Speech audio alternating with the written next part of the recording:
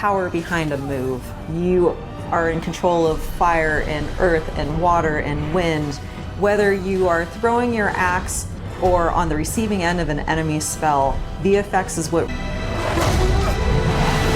With the design team and the tech art team on this project. The technical implementation of creating a creature, but it's really navigating. We want to make something that makes players lean forward and focus and really try hard against that enemy and feel good about overcoming that, but we don't want to make them feel defeated if they can't figure something out. Community cry out for more mini bosses, bigger creatures, and enemy variety, and this time we really leaned into that. So in God of War Ragnarök, you're going to be traveling to all 9 realms, and each realm is going to have like its own theme. For example, in Alfheim, we're familiar with the Dark Elves, but this time around we're going to be fighting Light Elves, such as the Light Elf Warrior. We don't have to think about the camera and how close combat is going to feel. We already have that knowledge, so we can build upon the close camera that we have, and more interesting scenarios.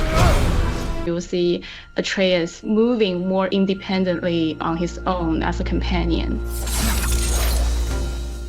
I think what the players really love is the powerfulness of it. When you are playing as Kratos in God of War and moving into Ragnarok, we want to really make something bigger, make it stronger, make it more of a spectacle. You want them to be like, oh my gosh, I didn't look at that. Going to have access to newer combos and newer abilities that will increase the combat depth of each weapon. What we enjoyed from previous God of Wars is the combat grapple, and we're going to be bringing that with a new twist. I'm very moves that brings so much more speed into the movement and the dynamic feel to it. And choice to a shield loadout. It really go for a shield that gears towards parrying. If you're a big blocker, then you could choose a shield that will really match your playstyle. Building up the stun meter this time around is going to lead to different ways to basically decapitate the enemy. Added for Kratos is his new pre-fall attacks. You could jump off a ledge, slam down on him. That it's super engaging, and as Kratos, now that you have and that you can also take advantage of that verticality, I think it just adds such another interesting layer to a fight. Alongside you, sometimes even surprise you with his combo abilities too. Actions that you'll see Atreus do leverage the fact that he's older now, he's bigger now. Magic has a different flavor. Not side by side together. There are also a lot of mini games and, players, for example, like the puzzle systems and the set pieces, you definitely will see a lot more.